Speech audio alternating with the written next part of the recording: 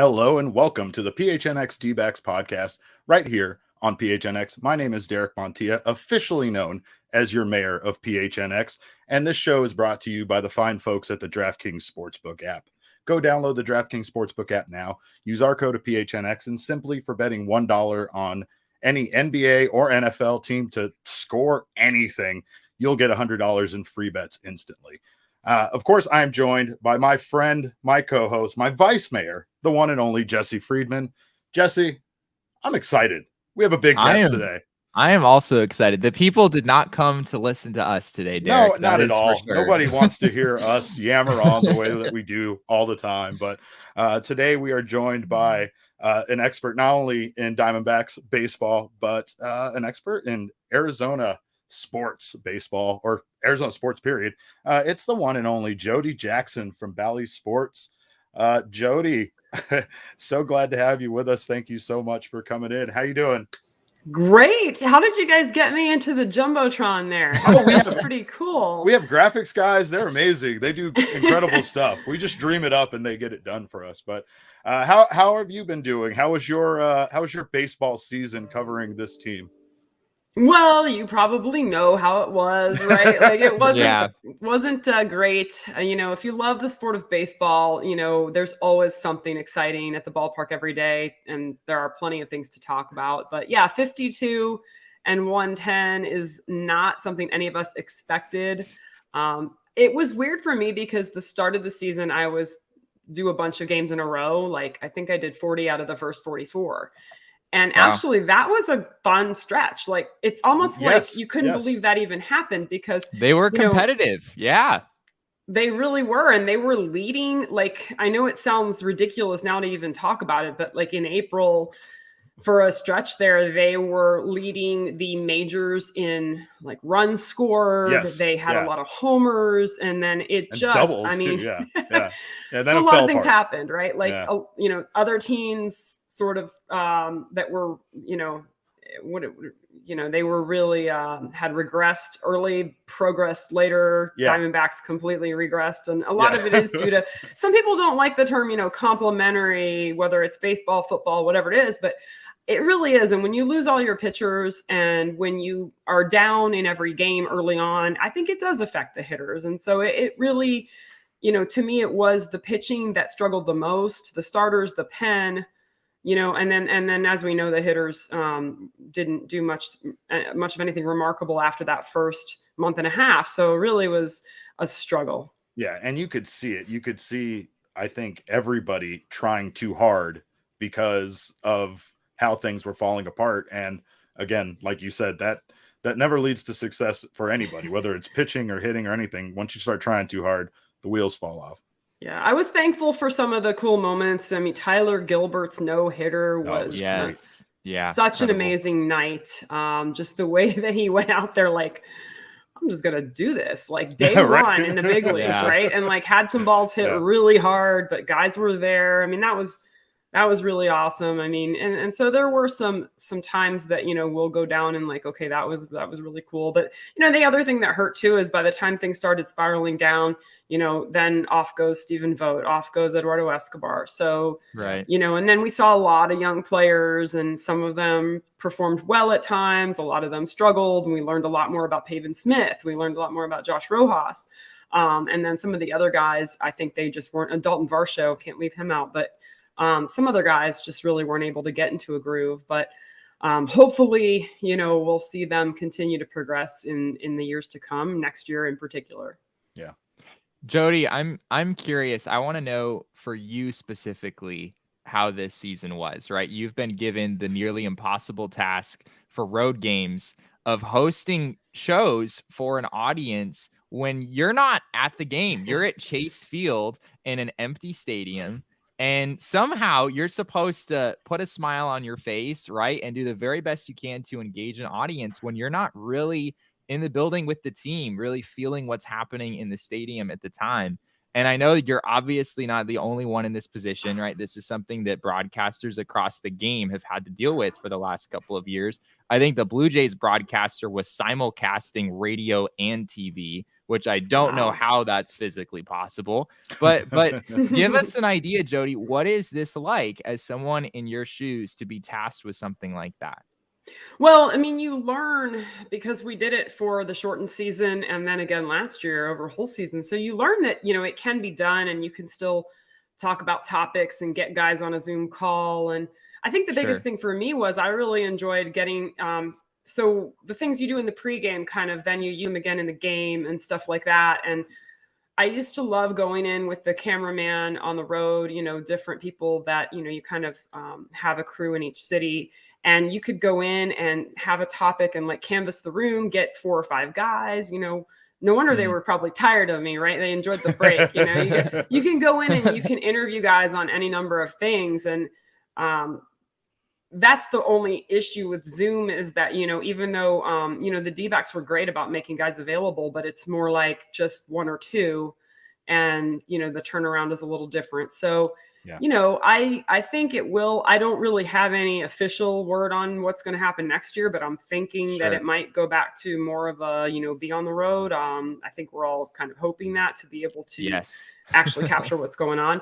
Yeah. But I mean, I think it's funny. It's a good question because looking back, you quickly adjust and then you have a new normal and then everything now is, you might add more highlights or more graphics or because you have less sound or you have less of a story to tell just from your own personal experience of, oh, I walked by so-and-so today and he was working in the cage on this or, not that, we're down in the cage or anything all the time, but you have that opportunity in the dugout while you guys know how baseball is. It's kind of what makes it special. Yeah. Even if you're not in the clubhouse, you're just on the field for batting practice. And we were doing that again, at home, obviously we were doing that and you guys were down there. I believe I saw you guys out there, Yeah.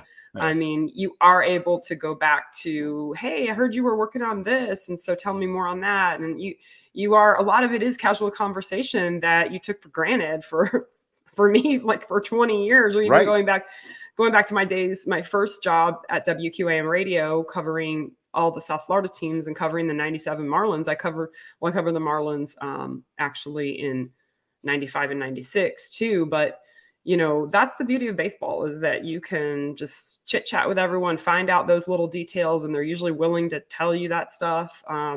And that's how we fill our time, with these stories. So it was difficult. I think we had a little bit of a buffer last year, like learning how to do that. And then this year it was just easing back in. We did have better access, which was nice. Yeah.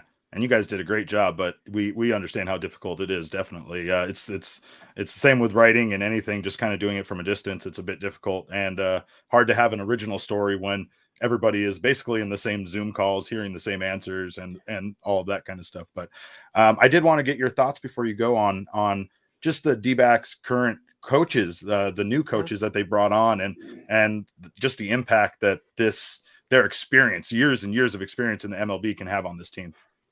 Yeah, I think it's huge. First, we saw, I think the first hire technically was Joe Mather coming over. Yes. Who was a Reds assistant. And then Jeff Bannister, who's got a wealth of experience, going to be the bench coach. And we know he's the manager with the Rangers. And I like how Torrey really talked about like the connection that he has with the players. So that's just another extension of what Torrey does well, but also you've got a guy that has his own perspective on the game and strategies in the game.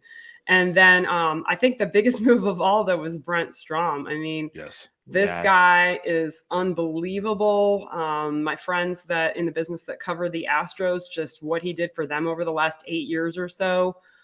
Everybody talks about just using spin and getting the most out of pitchers. It's not just throwing more curveballs, but how to use it, how to maneuver through an at bat. And he's the guy that even at 73 is known for really using those analytics in a special way, in their most useful way. Yeah, absolutely. And so I think he's going to bring a lot. And I remember him just as a visitor coming over and we would interview him at times. And, I feel like he's known, like when I was first getting to know him, like it was about a decade ago or whatever. And it's like, okay, he's the second guy to have Tommy John surgery. So that's like his little subtitle, right? Brent Strom, second in line after Tommy John. But it would have been BS surgery if it was if he was first. Yeah, but I'm excited to see what he's going to do for these pitchers. And I think, because you guys know it's been tough. You've watched a lot of young pitchers. Well, I should say young and old, because he has done a great job, remaking guys like Charlie Morton and, Colin McHugh, and you can go on and on.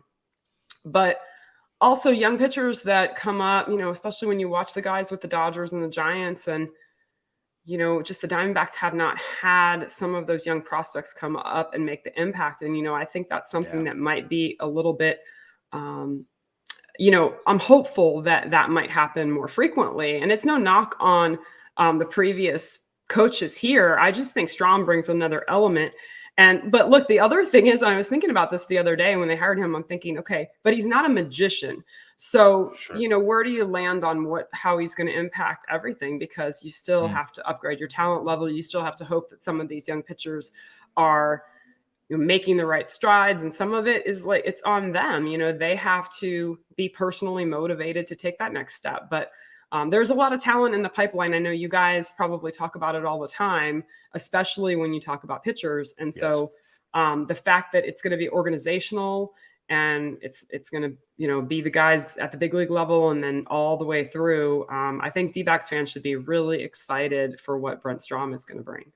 Yeah, we are definitely, and we're excited about the progression of this young talent. That again, you're right. It's on them to come up and accept this opportunity at a major league level. It's just exciting to see that it seems like they have the right guys in place to be mentors over these this young farm system that is going to eventually develop into their future. But hey, Jody, thank you so much for joining us. We appreciate it so much, and we definitely have to get you back again. Thanks, Jody. Absolutely. I appreciate it, guys. And look forward to talking some more D-backs as this offseason continues. Yes. Let's see him turn it around next year. Hopefully, for sure. We're hoping. Absolutely. I think I'm going to go on the over on the 52 wins. What about you guys? There we go. Yeah. All right. That's why I said we hit rock bottom. It's got to go up from here. So take care, Jody. Thank you again, Jody. All right, guys. Thanks for having me. Oh man, she was awesome. And yeah, no, I am excited for the future of this team for sure, man. I think she's right though. We talk about how exciting these coaching hires are, but he's not a magician. He's not a magician, right? You gotta temper expectations. It's kind of like Mike Hazen saying nobody that they bring in as a free agent is going to get them 40 wins, right? Right. Today we saw Gabe Kapler, manager for the San Francisco Giants, named the National League Manager of the Year. I don't want to like that, Derek, but I kind of have to. You have to respect it because I mean they won 107 freaking games. And I mean, come on, in a season where before it even started, people were already debating about whether the Padres had done enough to catch up to the Dodgers and surpass them, with no mention of teams like the Giants, the Rockies, or the D-backs, right? Well, not only that, but it would I remember when I was talking about the Diamondbacks on my show back in the day, I was talking about how the Diamondbacks and the Giants entering 2021 were roughly on the same level. I could see the Diamondbacks being a little better. I could see the Giants being a few games better, but they're pretty close.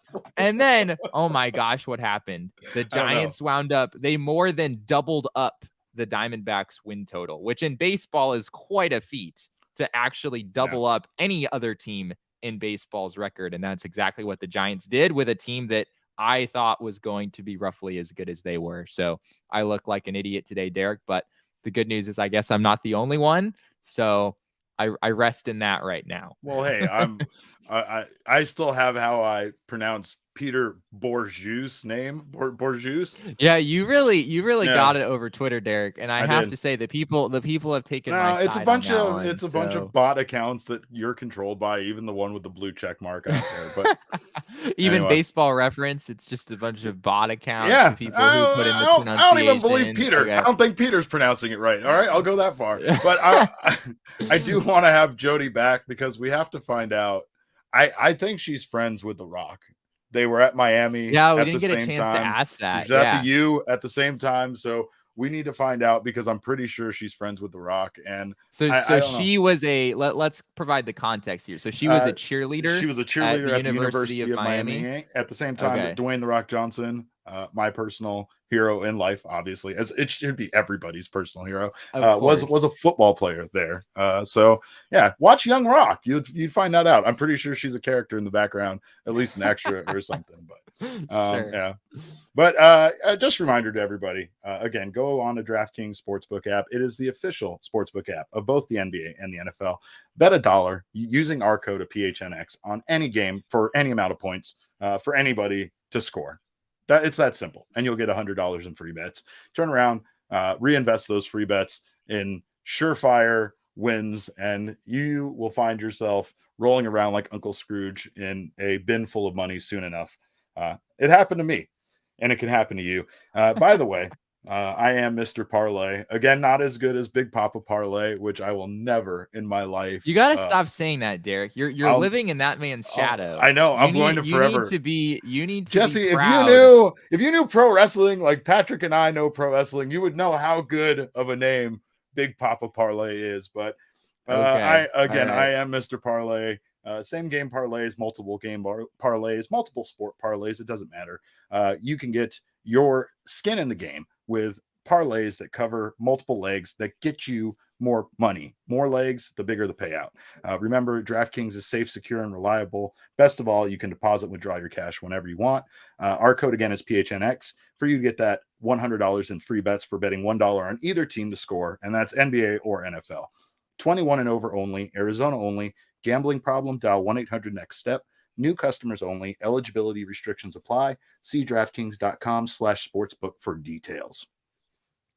Jesse, Chris says Jody is the absolute best in the chat. By the way, again, Chris, I have to can't disagree with you there. Jody is the absolute best. Well, and it's funny because she does so many different sports, and everything is. I don't know, man. I agree with everything that she was saying. And I was also at the no-hitter that Jody was talking about and that Chris is talking about here. Yes. Again, a very memorable night, and there was just a lot of memorable things. I think that even though this season went the way it did, there was still a lot of little moments. Little moments here and there. She, you know what? She brings up the point that I brought up about that damn curse with the Baxter head. Right? Everything was going good back in April prior to May 15th. 45 days, whatever. Follow the losses back to May 15th. I'll tell you, it explains it. I'm telling you. And another thing, again, here, Jacob saying access is everything in the business. And, you know, I think that's a big part to consider. Again, they have done a great job over there with the Diamondbacks broadcast when it comes to the lack of access. They have the same access any of us have now without having that special ability to get the insider stories. I know, guys like Zach Buchanan, for instance, over at The Athletic are big on that. That's where some of his best pieces come from. So it's been difficult this season, but hopefully next season we will see that access return. We were down. Obviously, I talked about this. Tori Lavello loves this guy, Jesse Friedman, over here with the with the stories about being the You're kid convinced caster. that he just loves me, that he does. Just thinks I'm so cool. He does. He really does. He was enamored with you. He had stars in his eyes when he was talking. Who doesn't, Derek? I don't know who doesn't. On that note, back to Chris, who's just chiming in the chat. Were you watching PHNX Suns post game last night, Derek? I was watching it. Did you see what Chris said about? Well, she really said it about Gerald. It was more a comment about Gerald than it was about me. But I feel honored by the comparison with Gerald Bourguet. I just had to throw that out there. Hey, I'll tell you this much. I don't like all of this Jesse praise that's going on today. The vice mayor is stellar. Whatever. I feel shunned, but you are great, and it's why. We love you too, Derek. We love you too. It's again, Jesse, I will die with this iPhone 13 in one hand and you firmly in the other. And that's how this life is going, because you are the best. And I appreciate all of your knowledge about baseball. Speaking of which, some knowledge about baseball has come out today, despite the inevitable lockout looming. We do have some free agency news that's developed. You can still sign a free agent, Derek. I don't really know why people are doing it, because we don't really know what the state of baseball is going to be in a few months, but things are still happening. And I'll ask you this, potentially what happens could impact these deals, right? I mean, even if they sign the deal and make it official before the lockout, isn't there a potential that they could still be impacted by a potential work stoppage? I mean, a work stoppage obviously affects everyone, right? I mean, sure. If we're not playing baseball, then of course the people who sign aren't playing either. But I don't think it necessarily, the things that are going to be debated in the CBA, in this ongoing CBA discussions that are being had, aren't really with regard to free agents that have already signed contracts, right? Like if you sign, if Noah Syndergaard signs a 1-year, $21 million deal like he did today with the Angels, he's going to make $21 million next year, right? Like that's just sort of, now that that's signed, that's the way it's going to work, right? Yeah, the CBA is more about, guys in arbitration. Is the arbitration process going to stay the same? There's all sorts of crazy things that have happened with that. Are we going to decrease or increase the number of years of control that teams get over players when they bring them up? Those are the things that are more likely to be factors here. So I in that sense, I guess it makes sense. If you're going to sign, if you're a free agent and you want to get things done early, there's not necessarily a reason to hold off. It's more just like baseball may be sort of a hot mess here in a month or two, depending on how these negotiations go. And there's just a lot that has to play out between now and then. The Toronto Blue Jays extended Jose Barrios to a 7-year, $131 million deal, which instantly I'm not a fan of. However, it is $131 million over 7 years, which still breaks down to. Wait, how do I know instantly you're not a fan of that? Because I don't like big I don't like big contracts, Jesse. I think it's ridiculous. I think giving any athlete more than 4 years is absurd. And now obviously maybe I'm going in the direction of owners or whatever.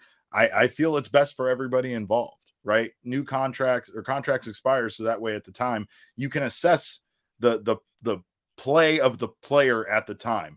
Few people are good in their sport or playing at an elite level for more than 5 years, right? And especially once once they become a free agent, like once they get to the point of needing an extension, they've already been in the league for usually 6 years, which means they're probably about 30 years old. So if you're signing a guy to an extension for 7 years after that, you're right. Like guys don't generally pitch that well into their late 30s, right? Like that doesn't normally happen. It's all what you're paying for, Derek, is you're paying for what the player was. You're hoping for the future value, right? But fundamentally, that's what free agency is. That's the game that everyone plays. And I think you're right. Like it results in contracts that are usually kind of ludicrous. And Jose Barrios is a good pitcher. I'm not necessarily totally against this. He's a little bit younger. So maybe this works out for them. Sure. Yeah. 7 years is a lot though for Jose Barrios. And again, it's not throwing money at a free agent to bring him in. It's, extending a guy that had a great season for you that you believe is the future of your starting rotation. I get that. I just also think that really what it is the owner kind of making a gamble on the fact that this player is going to be that good for that extended period of time. And that based on, inflation and the way that, the way that what players are making down the road might be just insanely increased. They might be getting themselves a value when it comes to someone like Fernando Tatis Jr.'s huge contract or this contract, right, as far as what that player could be making down the road. Right. But anyway, that's all boring. I just want to know, are you giving any D-backs players that kind of extension, Jesse? Are you giving any D-backs players a 7-year, $130 million deal at this point in any of their careers with this team?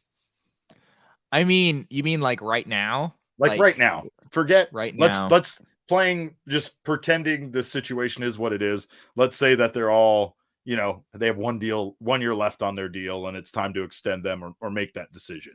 Not extending them more on whatever their contract currently is, but just saying right now, if it was kind of even across the board, who would you extend, or would you extend anyone to that kind of deal? The Diamondbacks are in kind of a strange situation where I think, if anything, the problem with their current roster is that they've kind of overextended guys. Like, do you really want Nick Ahmed for 2 more seasons? And even David Peralta, do you really need him back for another year? You know, as some of these younger players come up. And even with some of the Diamondbacks, you know, top talent, some of their best players, Ketel Marte is under contract with team options through 2024. So you've already got him for 3 more seasons. And the same goes, Zach Gallen, I believe, is through 2025. Carson Kelly, I believe, is through 2024. I need to check that. I'm not sure. Maybe someone in the chat can correct me there. I think that's right. But yeah, they already have, Derek. They already have their most talented guys under contract for a long time. So I think there's a case to be made. Like, if Ketel Marte's deal was up, like, yeah, you probably would give him something like 7 years, $131 million. But the Diamondbacks don't really have that problem. They literally, this season, had no free agents. They had no major league free agents. The only guys that left this team were guys whose options they declined, or guys who potentially they might have their contracts non-tendered. So that's kind of the situation this team is in right now.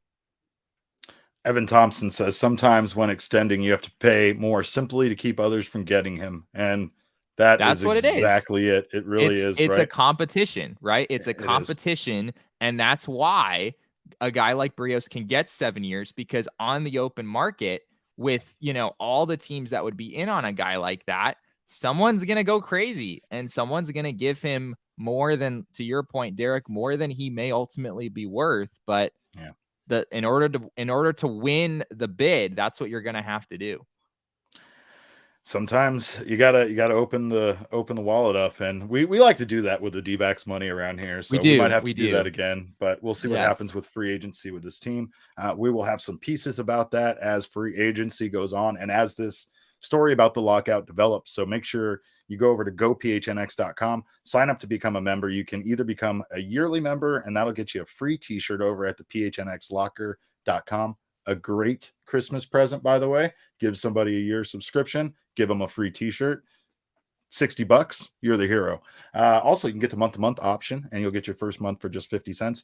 And again, I think the Suns and Coyotes, I don't really pay attention. I know I'm the mayor of PHNX. I got a lot of stuff going on around here, all right? I'm writing movie reviews. The mayor needs a secretary, right? You're my vice mayor, and you're out here. I know. Teaching people and taking up all your time with your other careers. But I will say this, we have lots of great content over at gophnx.com. I reviewed the movie King Richard, which I got the opportunity to see early. Great film with Will Smith was just incredible in this movie. But yeah, go check that out. And again, you can become a member, become a family member. Join us in the Discord. I joined the Discord finally, Jesse. I joined it. You finally did. I finally figured it out. After your whole debacle with not knowing how to pronounce the thing, you finally popped in there, Derek. Is it Discord or is it Discord? I don't know, but it's neither. It is neither of those things, Derek. But anyway, yeah, become a member and get all of that free stuff and all of that access. Plus, you also get a buy one get one free t-shirt deal right now for any Phoenix Sun shirt over at the phnxlocker.com. So we appreciate the support. We love you guys so much for becoming members and being members of the family, and can't thank you guys enough. And yes, to answer your question, some new t-shirts for the D-backs podcast are coming. I promise they are coming. We're a little out of season right now. We're a little out of season. We're in November. It's sort of, see, we need that, Jesse. We need it's out of season shirt. Maybe that's what we need to get up there, is like what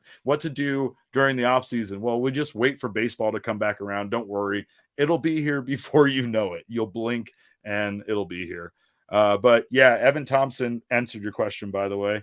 Bum Marte, both Kellys, Walker, and Wendelkin are all either signed or under team control until 2025. So yes, I think it's Wendelkin, Derek. You're killing us here. You're gonna anger so many people. Wonderkin is what I'm calling him. Okay, anyway, all right. Jesse, before we go, Carlos Correa did not do much to win over the New York fan base with his recent comments, saying, and I quote, Jesse, Derek Jeter, God bless him, Derek Jeter didn't deserve any of the Golden Gloves he won. Is he right, Jesse? Does this mean he's not going to the Yankees, more importantly? I don't know. Is this relationship ruined before it started? I mean, Carlos, let's think about this from a Yankee fan perspective. You already don't really like Carlos Correa very much. Who does? Right? Because unless you get him on your team. Yeah. Right? Yeah. Yeah. So, like, I don't think they were necessarily enamored by Carlos Correa to begin with. But that said, I mean, the Yankees are known to be in the market for one of the top shortstops, and Carlos Correa is probably going to get the most money out of all of them. And it kind of makes sense that would be a fit. At the end of the day, I don't think these comments are going to really come into play. I think fans might not like him as much. That's going to happen. But the numbers kind of agree with Carlos Correa, I got to say here, Derek. As much as even I, as someone who's never been a big Yankee fan, I will acknowledge that Derek Jeter has contributed a lot to this game in a whole lot of different ways. Absolutely. But his defense has always been overestimated. We've talked about defensive runs saved on this podcast a number of times. I believe in his career, he was well into the negatives for his career as a shortstop. And that's not to say he didn't have big moments here and there, right? We've all seen highlights of Derek Jeter where he did genuinely impressive things. But a lot of times the most impressive shortstops are the ones who kind of make it look easy, the ones who get to balls that other guys just can't even get to in the first place. Yeah. And Derek Jeter, at least the numbers say that he wasn't really that type of a guy. So Carlos Correa is probably right. That said, I don't know why he's saying this kind of stuff. Why are you? What are you doing? Yeah.